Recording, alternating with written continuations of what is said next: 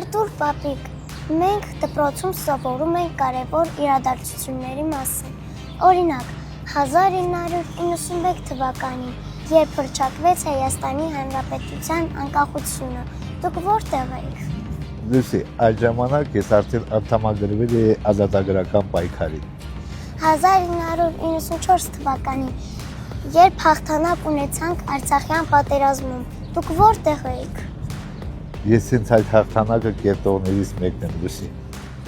1995 թվականին, երբ ընդունվեց Հայաստանի սահմանադրությունը, դուք որտեղ էիք։ Կանգնած էի Հայաստանի եւ Արցախի սահմանների, Լուսի։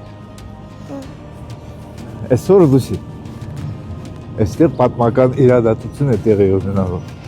Ելույթ է ունենալու մեր երկրի հաջորդ վարչապետ